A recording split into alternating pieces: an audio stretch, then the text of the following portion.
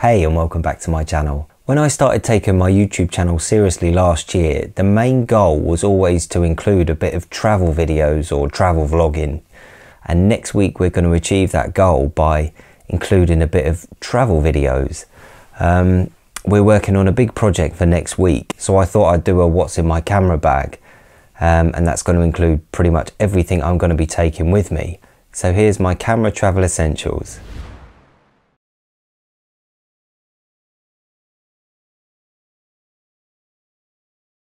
To start with, we've got a power bank that will charge anything USB. So this will do my GoPro batteries, my main camera batteries, my gimbal batteries, but it won't do my drone batteries. It will also do my phone as well. And it gives you about 4 full phone charges in there. So it's really useful to have and to also keep it topped up in your bag, which I don't always do. Then we've got my range of selfie sticks, gimbals and monopods. So to start with, we've got a GoPro 3-way, which goes everywhere with me. I'm always using that one. That's pretty much my GoPro lives in that. And we've got my new monopod, my new 2-meter selfie stick. I can't wait to give this a try.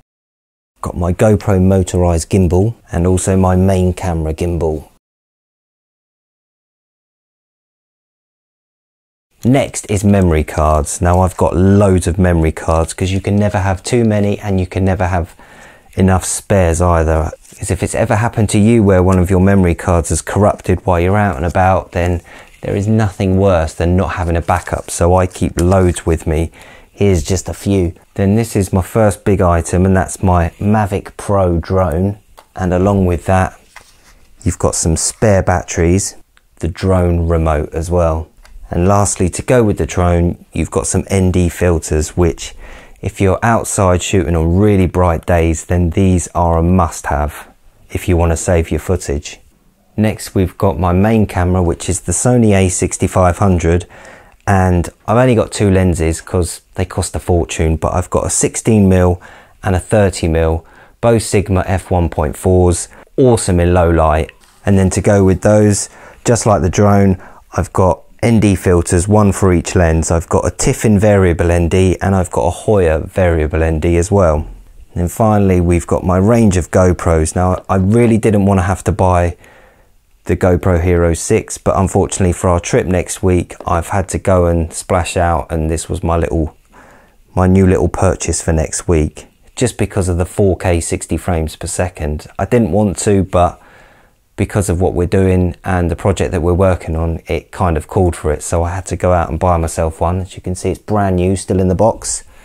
I've got my GoPro Hero 5 Black, and I've also got my GoPro Hero 4 Black and also my GoPro Hero 4 Silver, but unfortunately my eldest has stolen that. So then to go with the GoPros, I've got a range of accessories, starting with the GoPro Dome, which gives you that 50-50 shot in the water, then the GoPro Smart Remote, and then a load of spare batteries for all of the cameras, which you can never have too many of. And I've also got a Sony RX100 Mark IV, which I'm filming on right now, and I've also got a Zoom H1 recorder, which is great for getting some ambient noises if you want to record while you're out and about.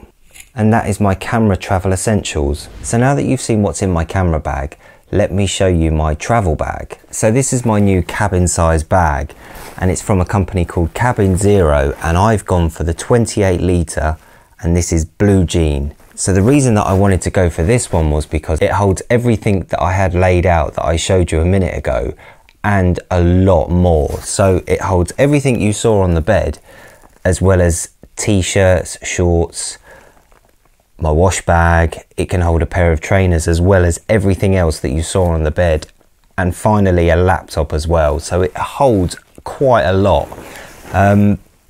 So that was the main reason that I wanted to go for this bag, or this size bag anyway. It's cabin size, so it means that it should conform to all of the popular travel airlines, and it comes with carry handles at the side and at the top, and it has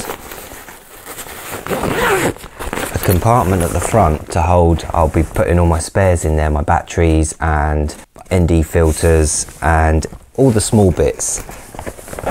And then inside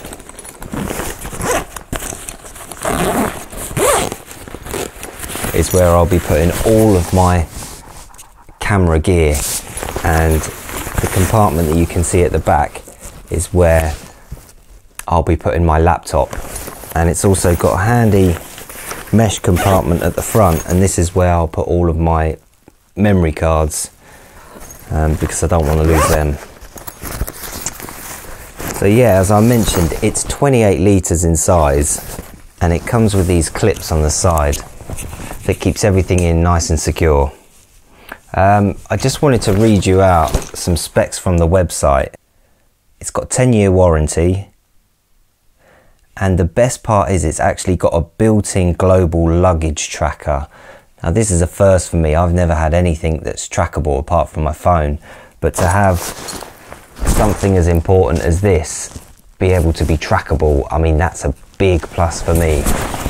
Obviously I haven't used this yet, but I will give this a full review when I get back, and I can tell you how I got on with it and how often I took it out with me on day to day down to the beach and things like that, and how I actually got on the plane with it.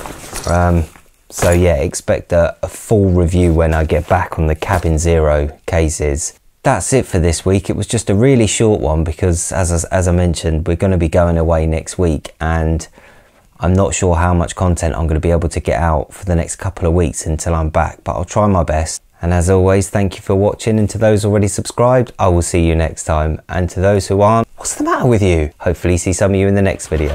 Laters.